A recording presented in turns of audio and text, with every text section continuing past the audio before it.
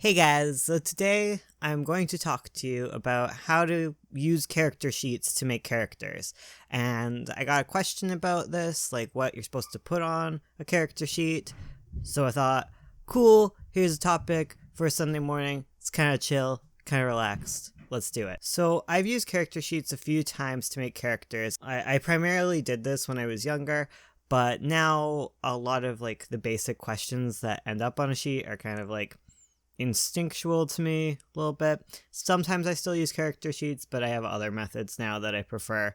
I'm going to leave a link in the description to like a bunch of great character sheets that you can use. And when you're using them, I have a bunch of tips for you. 5 tips for you to keep in mind while you are using these sheets. So number 1 is to challenge your defaults. It's very easy to have your answers be swayed into your place of comfort, but that's not going to give you the full breadth of characters that you probably want to have. So whenever you slip into your default answer, offer yourself some alternatives and explore a bit more. This goes hand in hand with my number 2 tip, which is break your character. You can fix your character later. Some decisions on your sheet aren't going to mesh. They'll be dropped later when you sand things down, but like with all parts of writing, in order to create something unique, you need to try things out. You need to explore. Ultimately, that means you're going to have to break a lot of things. You're going to have to rebuild a lot of things. So number 3, answer every question, especially the ones that you don't want to answer. This goes along with challenging your defaults. You probably have a tendency to think about certain aspects of characters as more important. Answering questions that you don't have an interest in might have the effect of introducing you to a new side of the character you haven't even considered. It just gives you more of a chance to explore. Like, I typically think about backstory a lot. Sometimes I don't even like consider what my character looks like, and that's weird for me. And then thinking of how they look like can then lead you down to a road of like how they're treated, how they navigate the world, etc., etc. It's just a different aspect to look at, and it gives you a new perspective on things. So number 4, do the sheets several times. Once you finish your character sheet, do it again. It can be immediately after a few other ones have been done, after rereading, or without even looking at the original sheet at all.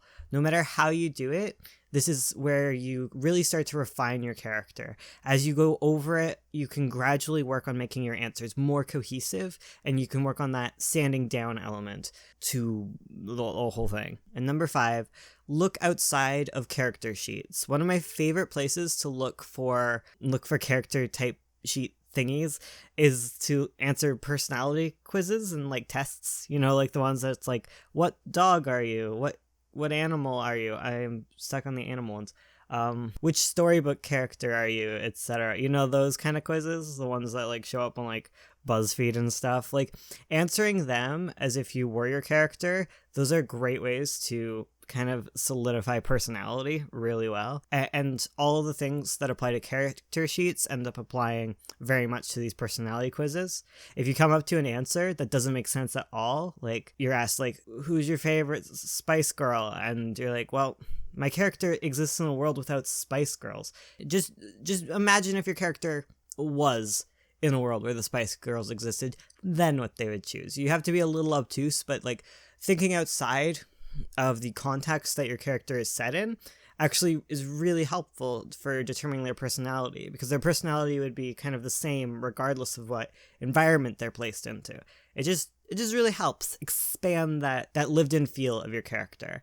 And all of this like personality quiz stuff kind of goes with the idea that like character sheets are great base points to start with, but they're not the end all be all.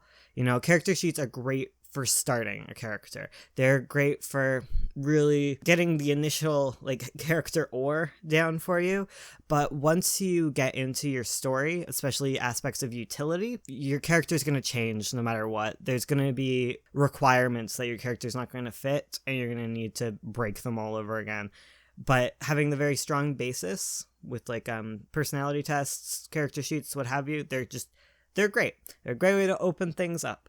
And that's kind of all I have to say on the matter of character sheets. So yeah, I guess that means I get to talk about the character that is being drawn here.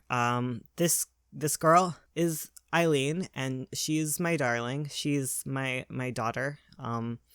Eileen is a chimera who used to be a human.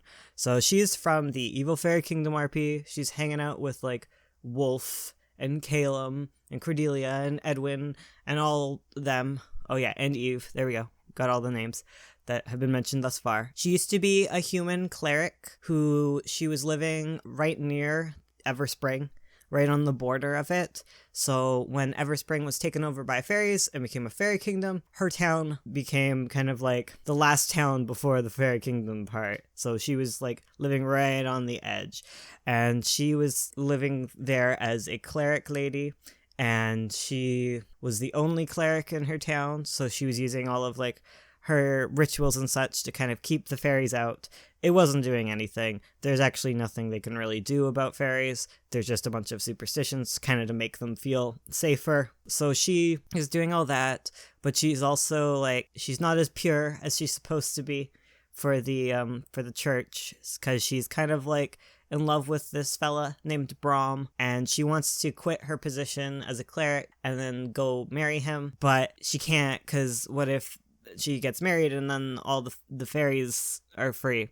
So she spends lots of secret times kissing Brahm when she's not supposed to. Eventually what happens is people start like noticing like, you know, things moving in the woods and stuff, and they're very spooked. They're like, oh no, the fairies are watching us. And then one day when Eve and Cordelia come to town, everyone's very distracted, and Eileen's gonna go meet Brahm, but first she has to collect some herbs. So she's walking along the edge of the fairy woods, and she is attacked by goblins. And so a gang of goblins nab her and drag her into the fairy world.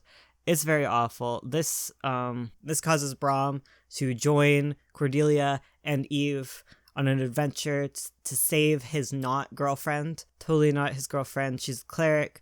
She wouldn't do something like that. And they meet up with Edwin and they chase after her. But in the meantime, she is whisked away to the goblin caves.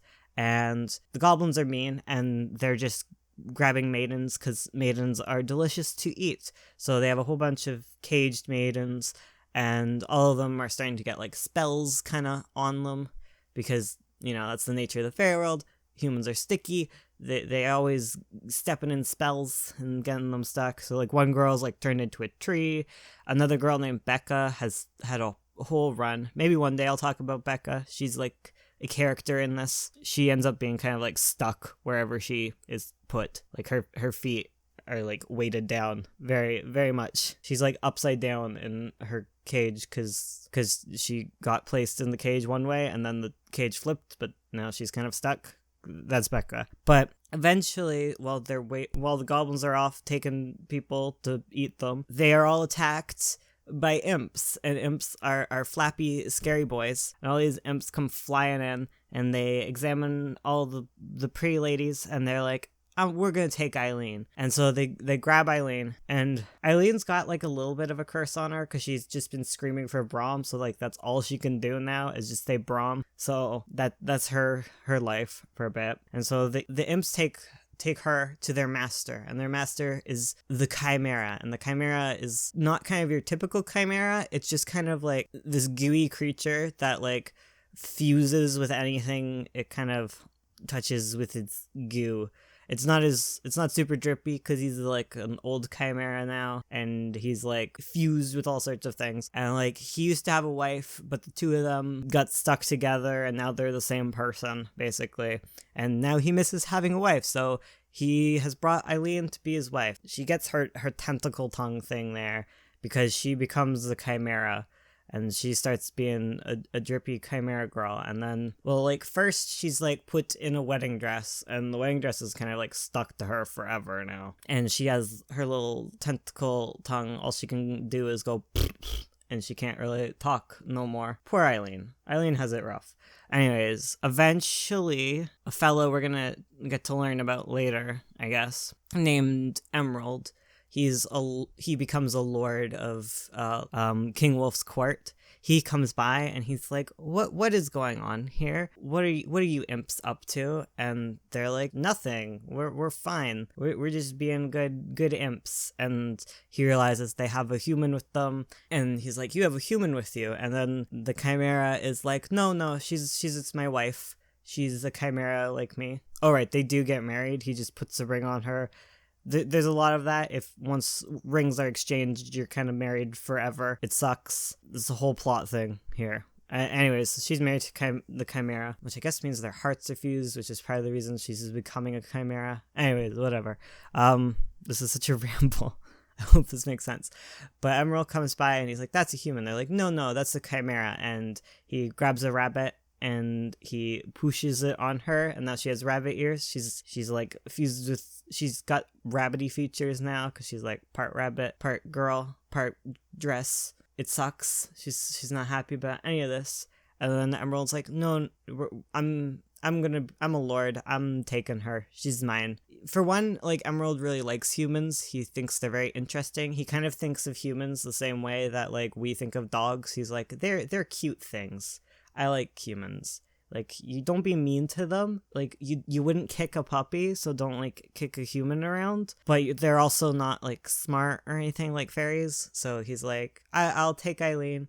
And he also does, like, potions and stuff. So, like, the fresh chimera slime is, like, super, like, appealing to him because it's very rare to, like, see a chimera that's not, like, fully a chimera yet, because they're just so sticky that they just, like, they become chimeras very quickly.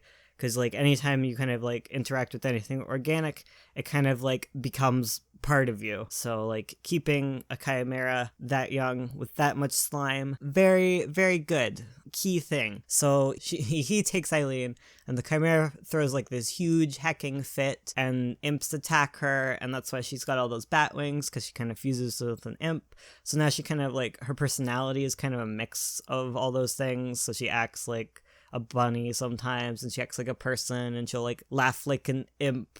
Yeah, she hops a lot because she's a bun. And as she's running away, they throw, like, rotten fruit at her. They're very mean. They are bad boys throwing a tantrum. And Emerald protects her with a bubble so that nothing can stick to her anymore. And he takes her to the castle, and she kind of lives at the castle, and she's like, this is kind of my punishment for being, like, a bad cleric and having a boyfriend. Shouldn't have done that.